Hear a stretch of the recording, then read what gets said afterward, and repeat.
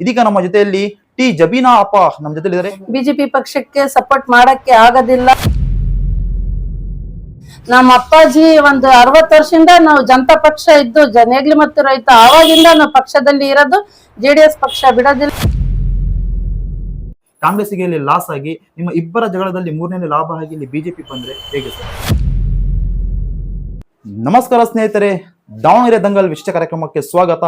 ನಾನು ಮೊಹಮ್ಮದ್ ಅಮೀನ್. ದಾವಣಗೆರೆ ದಕ್ಷಿಣ ವಿಧಾನಸಭಾ ಕ್ಷೇತ್ರದ ಉಪಚುನಾವಣೆ ಇದೀಗ ರಾಜ್ಯ ರಾಜಕಾರಣ ಕೇಂದ್ರ ಬಿಂದುವಾಗಿದೆ. ಹೌದು ಸ್ನೇಹಿತರೆ, ಹಿರಿಯ ನಾಯಕ ಶಾಮನೂರು ಶಿವಚಂದ್ರಪ್ಪ ಅವರ ನಿಧನದಿಂದ ತೆರವಾದ ಈ ಉಪಚುನಾವಣೆಯನ್ನು ಇದೀಗ ಕುತೂಹಲಕಾರಿ ಸುದ್ದಿಯಾಗಿದೆ. ಸ್ನೇಹಿತರೆ, ದಾವಣಗೆರೆ ಉಪಚುನಾವಣೆಯಲ್ಲಿ ಒಟ್ಟು 38 ಸ್ಪರ್ಧೆಯನ್ನು ಮಾಡಿದ್ರು ಸ್ನೇಹಿತರೆ. ಅದರಲ್ಲಿ ಮೊನ್ನೆ 25 ಜನ ಉಳಿದಿದ್ದಾರೆ ಸ್ನೇಹಿತರೆ.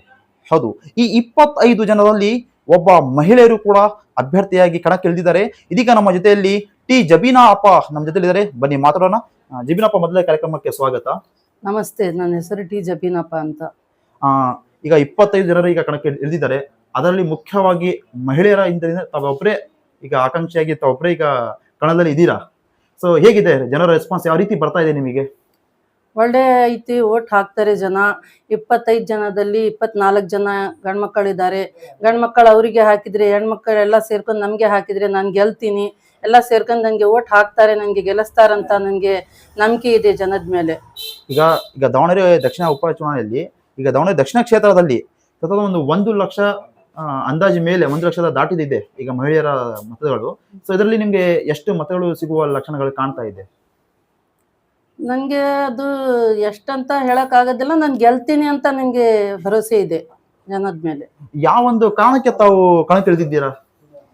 ನಾನು ಯಾವ ಕಾರಣಕ್ಕೆ ಅಂತ ಹೇಳಿದ್ರೆ, ಕಾಂಗ್ರೆಸ್ ಪಕ್ಷದಿಂದ ಮುಸಲ್ಮಾನರಿಗೆ ಟಿಕೆಟ್ ಕೊಡ್ತಾರಂತ ನಂಬಿಕೆ ಇತ್ತು. ನಾವೆಲ್ಲ ಅವ್ರಿಗೆ ಸಪೋರ್ಟ್ ಮಾಡಬೇಕು ಅಂತ ಇತ್ತು. ಅವ್ರು ಕೊಟ್ಟಿಲ್ಲ ಟಿಕೆಟ್. ಅದಕ್ಕೆ ನಾವೇ ಕಣದಲ್ಲಿ ಇದು ಮಾಡಬೇಕು, ಎಲೆಕ್ಷನ್ ಫೇಸ್ ಮಾಡ್ಬೇಕಂತ ಹೇಳಿದ್ವಿ. ಈಗ ಮುಖ್ಯವಾಗಿ ಏನಂದ್ರೆ, ಈಗ ನಿಮ್ಮ ತಮ್ಮಗಳಾದ ಟಿ ಅಸ್ಗರ್ ಆಗಿರ್ಲಿ ಮತ್ತೆ ನಿಮ್ಮ ತಂದೆಯವರು ಟಿ ಯೂಸುಫ್ ಸಾಬ್ರ ಆಗ್ಲಿ, ಅವ್ರದ್ದು ಒಂದು JDS ಪಕ್ಷದಲ್ಲಿ ಅವರು ಕೆಲಸ ಮಾಡ್ಕೊಂಡು ಬರ್ತಾ ಇದ್ದಾರೆ. ಈಗ ಸದ್ಯದಾಗ JDS ಪಕ್ಷ ಈಗ ಮೈತ್ರಿ ಆಗಿದೆ ಬಿಜೆಪಿ ಜೊತೆ. ಈಗ ಅವ್ರೇನಾದ್ರು ನಿಮ್ಗೆ ಪಕ್ಷದಿಂದ ಏನಾದ್ರು ಮಾತುಕತೆ ಆಗಿದೆ, ಬೇಡ ತಾವು ಹಿಂದ್ಗಡೆ ಸರಿ ಅಂತ ಏನಾದ್ರು JDS ಇಂದ ಏನಾದ್ರು ಮಾತುಗಳು ಆಗಿದೆ? ಇಲ್ಲ, MP ನಲ್ಲಿನೂ ಅಂತದ್ದು ಏನು ಮಾತಾಡಿಲ್ಲ, ಇವಾಗಿನೂ ಅಂತ ಏನಿಲ್ಲ. ನಾವು ಬಿಜೆಪಿ ಪಕ್ಷಕ್ಕೆ ಸಪೋರ್ಟ್ ಮಾಡಕ್ಕೆ ಆಗೋದಿಲ್ಲ.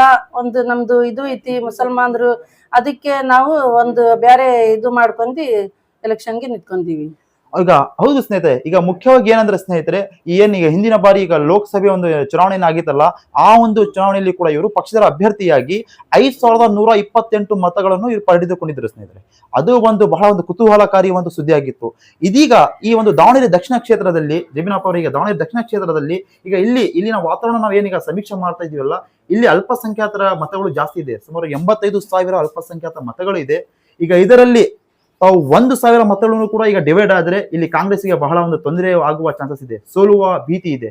ಸೊ ಈ ಒಂದು ನಿಟ್ಟಿನಲ್ಲಿ ನಿಮ್ಗೆ ಯಾರಾದ್ರೂ ಕಾಂಗ್ರೆಸ್ನವರು ಬಂದು ನಿಮ್ಗೆ ಏನಾದ್ರು ಮಾತಾಡಿದ್ದಾರೆ? ಇಲ್ಲ, ಕಾಂಗ್ರೆಸ್ನವರು ಮಾತಾಡಿಲ್ಲ, ಯಾರು ಮಾತಾಡಿಲ್ಲ. ಮಾತಾಡಿದ್ರೂ ನಾವು ಮಾತಾಡೋದಿಲ್ಲ. ನಮ್ಮ ಅಪ್ಪಾಜಿ ಒಂದು 60 ವರ್ಷದಿಂದ ನಾವು ಜನತಾ ಪಕ್ಷ ಇದ್ದು ನೇಗ್ಲಿ ಮತ್ತು ರೈತ ಆವಾಗಿಂದ ನಾವು ಪಕ್ಷದಲ್ಲಿ ಇರೋದು. JDS ಪಕ್ಷ ಬಿಡೋದಿಲ್ಲ, ಆ ಪಕ್ಷನಲ್ಲಿ ಇರೋದು. ಇಂಥದ್ದು ಅಲಯನ್ಸ್ ಆದ್ರೆ ನಾವು ಒಂದು ಇದು ಮಾಡ್ಕೊಂಡು ಎಲೆಕ್ಷನ್ಗೆ ನಿಂತ್ಕೊಂತೀವಿ. ನಮ್ದು ಎಷ್ಟು ಓಟ್ ಐತಿ ಅಷ್ಟು ಓಟ್ ನಾವು ತಗೊಂತೀವಿ. ಈಗ ತಾವು ಲೋಕಸಭಾ ಚುನಾವಣೆಯಲ್ಲಿ ಕೂಡ ತಾವು ಸ್ಪರ್ಧೆ ಮಾಡಿ ಜನರ ಹತ್ರ ಹೋಗಿ ತಾವು ಮತಗಳನ್ನು ಕೇಳಿದ್ದೀರಾ. ಆ ಒಂದು ವ್ಯತ್ಯಾಸ ಮತ್ತು ಈಗ ಏನೀಗ ವಿಧಾನಸಭೆ ಚುನಾವಣೆ ನಡೀತಾ ಇದೆ, ಅಲ್ಲಿಗೂ ಮತ್ತೆ ಇಲ್ಲಿಗೂ ಏನ್ ವ್ಯತ್ಯಾಸ ನಿಮ್ಗೆ ಕಾಣ್ತಾ ಇದೆ? ಅಲ್ಲಿಗೆ ಇಲ್ಲಿಗಂತ ಹೇಳಿದ್ರೆ ಅದಕ್ಕಿಂತ ಇವಾಗ ಜಾಸ್ತಿ ಓಟ್ ತಗೊಂತೀನಿ ಅಂತ ನನ್ಗೆ ಜನದ ಮೇಲೆ ನಂಬಿಕೆ ಇದೆ. ಈಗ ತಾವು ಈಗ ಮಹಿಳೆಯರಿಂದ ಈಗ ತಾವು ಸ್ಪರ್ಧೆನ ಮಾಡಿದ್ದೀರಾ. ನಿಮ್ಗೆ ಯಾವ್ದಾದ್ರು ಮಹಿಳೆಯ ಪರ ಸಂಘಟನೆಗಳು ಏನಾದ್ರು ನಿಮ್ಗೆ ಜೊತೆ ನಿಮ್ಗೆ ಸಂಪರ್ಕದಲ್ಲಿ ಇದ್ದೀರಾ? ನಾವು ನಿಮ್ಗೆ ಸಪೋರ್ಟ್ ಮಾಡ್ತೀವಿ, ಈ ರೀತಿ ಯಾವ್ದಾದ್ರು ಒಂದು ಸಂಘಟನೆ ನಿಮ್ಗೆ ಮಾತಾಡಿದ್ದೀರಾ? ಅದು ಸಂಘಟನೆ ಅಂತ ಏನು ಇಲ್ಲ, ಎಲ್ಲ ಮಹಿಳೆಯರು ನಮ್ಗೆ ಪರಿಚಯ ಇದ್ದವರು. ನಾನು ಶಾಹೀನ್ ಬಾಗ್ ಲೀಡರ್ ಇದ್ದೆ. 40-60 ದಿನ ಲೀಡರ್ಶಿಪ್ ಮಾಡಿದ್ದೀನಿ ಶಾಹೀನ್ ಬಾಗ್ ನಲ್ಲಿ. ನನ್ಗೆ ಲೀಡರ್ಶಿಪ್ ನಲ್ಲಿ ಬಂದು ಅದು ಶಾಹೀನ್ ಬಾಗ್ ನಲ್ಲಿ ಕುತ್ಕೊಂಡಿದ್ದು ಹೆಣ್ಮಕ್ಳು ಎಲ್ಲಾರು ಹೇಳ್ತಿದ್ದಾರೆ, ಓಟ್ ಹಾಕ್ತಿವಿ ನಿಮ್ಗೆ, ಗೆಲ್ಲಿಸ್ತೀವಿ ಅಂತ ಹೇಳ್ತಿದ್ದಾರೆ. ನಂಗೆ ಜನದ ಮೇಲೆ ನಂಬಿಕೆ ಐತಿ. ಮುಸಲ್ಮಾನರದು ಅಂತ ಅಲ್ಲ, ಎಲ್ಲಾ ಸಮುದಾಯದ ಓಟ್ ನಂಗೆ ಸಿಗ್ತೈತಿ, ನಾನು ಗೆಲ್ತೀನಿ ಅಂತ ನಂಗೆ ನಂಬಿಕೆ ಇದೆ. ಹೌದು, ಈಗ ಯಾಕಂದ್ರೆ ಮುಖ್ಯವಾಗಿ ಈಗ ದಾವಣಗೆರೆ ದಕ್ಷಿಣ ಕ್ಷೇತ್ರದಲ್ಲಿ ಈಗ 85,000 ಅಲ್ಪಸಂಖ್ಯಾತರ ಮತಗಳಿದೆ. ಈಗ ನಿಮ್ಗೆ ಇಲ್ಲಿ ಗೆಲ್ಲಕ್ ಬೇಕಾಗಿರೋದು ಬರೀ ಅಲ್ಪಸಂಖ್ಯಾತರ ಮತಗಳು ಅಷ್ಟೇ ಅಂತಲ್ಲ. ಈಗ ನಿಮಗೆ ಬೇಕಾಗಿರೋದು ಇಲ್ಲಿ SC ST ಅವ್ರದ್ದು ಬೇಕಾಗಿದೆ, ಲಿಂಗಾಯತರದ್ದು, ಕುರುಬರದ್ದು ಮತಗಳು ಬೇಕಾಗಿದೆ. ತಾವು ಓದ್ತಿದ್ದೀರಾ, ಸಂಪರ್ಕದಲ್ಲಿ ಇದ್ದೀರಾ, ಸಭೆಗಳು ಮಾಡಿದ್ದೀರಾ? ಮಾಡಿದ್ದಾರೆ, ನಮ್ಮ ತಮ್ಮರು ಮಾತಾಡಿದ್ದಾರೆ. ನಾವು ಮಾತಾಡಿದೀವಿ, ನಮ್ದು ಇಲ್ಲಿ ಭೂಮಿ ಕಾಲೋನಿ ಐತಿ, ಭೂಮಿ ಜನದಲ್ಲಿ ಮಾತಾಡಿದೀವಿ, ನಮ್ಗೆ ಓಟ್ ಕೊಡ್ತಾರೆ. ನಮ್ದು ಮುಸಲ್ಮಾನರು ಅಂತ ಅಲ್ಲ, ಎಲ್ಲಾ ಸಮುದಾಯನು ಓಟ್ ಕೊಡ್ತಾರೆ, ನಮ್ಗೆ ಗೆಲ್ಲಿಸ್ತಾರೆ. ಅವ್ರ ಮೇಲೆ ಜನದ ಮೇಲೆ ನಂಬಿಕೆ ಇದೆ, ನಾನ್ ಗೆಲ್ತೀನಿ ಅಂತ ನಂಗೆ ನಂಬಿಕೆ ಇದೆ. ಓಕೆ, ಈಗ ಮುಖ್ಯವಾಗಿ ತಾವು ಯಾವ ವಿಷಯದಲ್ಲಿ ತಾವು ಚುನಾವಣೆ ಮಾಡ್ತಾ ಇದ್ದೀರಾ? ನಾನು ಗೆದ್ದು ಬಂದ್ರೆ ಈ ಒಂದು ಕೆಲಸ ಮಾಡ್ಕೊಡ್ತೀನಿ ಅಂತ ಏನಾದ್ರು ನಿಮ್ಮ ಭರವಸೆ ಕೊಡ್ತಾ ಇದ್ದೀರಾ ತಾವು? ನಾನು ಏನ್ ಭರವಸೆ ಅಂತ ಹೇಳಿದ್ರೆ, ದಕ್ಷಿಣದಲ್ಲಿ ಏನು ಒಳ್ಳೆ ಶಾಲೆ ಕಾಲೇಜ್ ಇಲ್ಲ, ಆಸ್ಪತ್ರೆ ಇಲ್ಲ, ಮಕ್ಕಳಿಗೆ ಆಡಕ್ಕೆ ಒಳ್ಳೇದು ಪಾರ್ಕ್ ಇಲ್ಲ, ಇದು ರಸ್ತೆ ನೋಡಿದ್ರೆ ಸಣ್ಣದಿದೆ, ಬಹಳ ಆಕ್ಸಿಡೆಂಟ್ ಅದು ಇದು ಆಗ್ತಾ ಇದೆ. ಇಲ್ಲಿ ಅಭಿವೃದ್ಧಿ ಕೆಲಸ ಆಗಿಲ್ಲ. ಇದು ಒಳ್ಳೆ ಕೆಲಸ ಮಾಡಿಸ್ಬೇಕು ಅಂತ ನಂಗೆ ಎಲೆಕ್ಷನ್ಗೆ ನಿಂತಿರೋದು, ಜನದ ಸೇವೆ ಮಾಡ್ಬೇಕಂತ, ಅಷ್ಟೇ ನಂದು ಇಷ್ಟ. ಈಗ ಮುಖ್ಯವಾಗಿ ಈಗ ನಾವು ನಮ್ಮ ದಾವಣಗೆರೆ ಒನ್ ಯೂಟ್ಯೂಬ್ ತಂದ ನಾವು ಸಮೀಕ್ಷೆ ಮಾಡ್ತಾ ಇದ್ದೀವಿ ದಕ್ಷಿಣ ಕ್ಷೇತ್ರದಲ್ಲಿ. ಇಲ್ಲಿನ ಜನರ ಗೋಳು ಏನಂದ್ರೆ, ಇಲ್ಲಿ ಒಂದು ಒಳ್ಳೆಯ ಒಂದು ಆಸ್ಪತ್ರೆ ಇಲ್ಲ. ಈಗ ಆಸ್ಪತ್ರೆ ಯಾವ ರೀತಿ ಆಸ್ಪತ್ರೆ ಇದೆ, ಈಗ ಹೃದಯಘಾತಕ್ಕೆ ಸಂಬಂಧಪಟ್ಟಂತೆ ನಮಗೆ ಒಂದು ಸರ್ಕಾರದ ಆಸ್ಪತ್ರೆ ಬೇಕಾಗಿದೆ. ಈಗ ಹೆರಿಗೆ ಆಸ್ಪತ್ರೆ ಇಲ್ಲಿಂದ ಒಂದ್ ಸ್ವಲ್ಪ ದಾಟಿದೆ, ಹೆರಿಗೆ ಆಸ್ಪತ್ರೆ ಇದೆ, ಆದ್ರೆ ಸ್ಕ್ಯಾನಿಂಗ್ ಸೆಂಟರ್ ಇಲ್ಲ ಇಲ್ಲಿ. ಆ ತರದ ಒಂದು ತೊಂದರೆ ಇದೆ ಅಂತ ಜನರ ಗೋಳು ಇದೆ. ಈಗ ತಾವು ಒಬ್ಬ ಮಹಿಳೆಯಾಗಿ ಇದ್ರ ಬಗ್ಗೆ ಏನಾದ್ರೂ ತಾವು ಯೋಚನೆ ಮಾಡ್ತಾ ಇದ್ದೀರಾ? ಅದೇ ಮತ್ತೆ ಹೇಳ್ತಿರೋದು ನಾನು, ಅದು ಹೆರಿಗೆ ಆಗೋದು, ಅದು ಸ್ಕ್ಯಾನಿಂಗ್ ಇದ್ದು ತೊಂದ್ರೆ ಐತಿ. ನಾನ್ ಗೆಲ್ಲಿದ್ರೆ ಮಹಿಳೆದು ಎಲ್ಲಾ ತೊಂದ್ರೆ ನನ್ಗೆ ಗೊತ್ತಾಗ್ತೈತಿ, ನಾನ್ ಸಾಲ್ವ್ ಮಾಡ್ತೀನಿ, ನನ್ಗೆ ಓಟ್ ಹಾಕಿ ಗೆಲ್ಲಸ್ರಿ ಅಂತ ಹೇಳ್ತಾರದ್ ನಾನು. ಓಕೆ ಓಕೆ, ಧನ್ಯವಾದಗಳು ಸ್ನೇಹಿತರೆ. ಅದೇ ರೀತಿ ಇದೀಗ ನಮ್ಮ ಜೊತೆಯಲ್ಲಿ JDS ಪಕ್ಷದ ರಾಜ್ಯ ಕಾರ್ಯದರ್ಶಿ ಟಿ ಅಸ್ಗರ್ ಅವರು ಕೂಡ ನಮ್ಮ ಜೊತೆ ಇದ್ದಾರೆ. ಬನ್ನಿ ಮಾತಾಡೋಣ. ಸರ್, ಈಗ ದಾವಣಗೆರೆ ಈಗ ಉಪಚುನಾವಣೆಗೆ ಟಿ ಜಬೀನಪ್ಪಗೆ ತಾವು ಕಣಕ್ಕಿಳಿಸಿದ್ದೀರಾ. ಈಗ ಮುಖ್ಯವಾಗಿ ಇವರು ಒಂದು ಅಭ್ಯರ್ಥಿಯಾಗಿ ಇಲ್ಲಿ ಚುನಾವಣೆಯಲ್ಲಿ ಬರೋಕೆ ಮೂಲ ಉದ್ದೇಶ ತಾವೇ ಸರ್. ಅವರು ಓಪನ್ ಆಗಿ ಹೇಳ್ತಾ ಇದ್ದಾರೆ. ಯಾವ ಕಾರಣಕ್ಕೆ ತಾವು ಅವರಿಗೆ ಸ್ಪರ್ಧೆನ ಮಾಡ್ತಾ ಇದ್ದೀರಾ ಸರ್? ಈ ಮಹಿಳೆಯರ ಸಬಲೀಕರಣ ಆಗಬೇಕು ಅಂತ ಹೇಳಿ, ಮಹಿಳೆಯರ ಅಭಿವೃದ್ಧಿ ಆಗಬೇಕು, ಮಹಿಳೆಯರ ಕಲ್ಯಾಣ ಆಗಬೇಕು ಅಂತ ಹೇಳಿ ಎಲ್ಲ ರಾಜಕೀಯ ಪಕ್ಷ ಮತ್ತು ಎಲ್ಲ ಸಂಘಟನೆಗಳು ಹೇಳ್ತವೆ. ನಿಜವಾಗ್ಲೂ ಆ ಬಗ್ಗೆ ಚಿಂತನೆ ಮಾಡಬೇಕಾದ್ರೆ ರಾಜಕೀಯಕ್ಕೆ ಬರುವಂಥ ದಿನಗಳಲ್ಲಿ 50% ರಿಸರ್ವೇಷನ್ ಬರಲಿದೆ. 28 ನಂತರ 29 ನಂತರ ಲೋಕಸಭಾ ಚುನಾವಣೆಗೆ ಬರಲಿದೆ. ಆ ಕಾರಣಕ್ಕಾಗಿ ಮುಸ್ಲಿಂ ಮಹಿಳೆಯರು ಕೂಡ ತಯಾರಿಯಲ್ಲಿ ಇರಬೇಕು ಅಂತ ಹೇಳಿ ನಾನು ಲೋಕಸಭಾ ಚುನಾವಣೆಗೆ ನಮ್ಮ ಅಕ್ಕರಿಗೆ ಜಬೀನಪ್ಪ ಅವ್ರಿಗೆ ಸ್ಪರ್ಧೆ ಮಾಡಿಸಿದ್ದೆ. ಈಗ ಅವರು ಕೂಡ ಆಸಕ್ತಿಯಿಂದ ಹೇಳಿದರು, ಈ ವಿಧಾನಸಭಾ ಚುನಾವಣೆ ನಾನು ಸ್ಪರ್ಧೆ ಮಾಡ್ತೀನಿ ಅಂತ ಹೇಳಿ.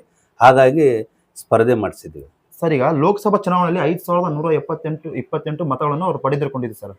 ಅದು ಒಂದು ಲೋಕಸಭಾ ಅಂದ್ರೆ ಅಷ್ಟೊಂದು ಆಗಿದೆ ಅಂದ್ರೆ, ಈಗ ವಿಧಾನಸಭಾ ಚುನಾವಣೆ ನಿಮ್ಗೆ ಅಕ್ಕಪಕ್ಕ ಇನ್ನು ಬಹಳಷ್ಟು ಜನರು ನಿಮ್ಗೆ ಗೊತ್ತಿರುವ ಇದರಲ್ಲಿ ಇರ್ತಾರೆ.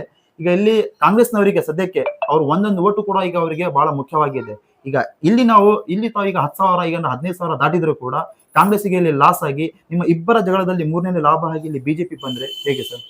ಈಗ ನಾವು ತಗೊಳ್ಳೋಂಥ ಮತಗಳು ಕಾಂಗ್ರೆಸ್ ಇಂದು ಅಥವಾ ಬಿಜೆಪಿದು ಅಂತ ಅಲ್ಲ, ನಾವು ತಗೊಳ್ಳುವಂತ ಮತ ಜನರದು. ಆ ಜನರ ಮತ ನಾವು ತಗೊಳ್ಳೋದು. ಜನ ನಮ್ಗೆ ಇಷ್ಟಪಟ್ಟು ಮತ ಚಲಾಯಿಸೋದು. ಎರಡೂ ರಾಷ್ಟ್ರೀಯ ಪಕ್ಷಗಳು ಎಲ್ಲ ಸೇರ್ಕೊಂಡ್ಬಿಟ್ಟು ಇವತ್ತೇನು ಮಾಡಿದ್ದಾರೆ ಅಂತ ಹೇಳಿದ್ರೆ, ಅಲ್ಪಸಂಖ್ಯಾತರಿಗೆ ಸ್ಪರ್ಧೆ ಮಾಡಲಿಕ್ಕೆ ಕೊಡದ ರೀತಿಯ ವಾತಾವರಣ ಸೃಷ್ಟಿ ಮಾಡಿದ್ದಾರೆ.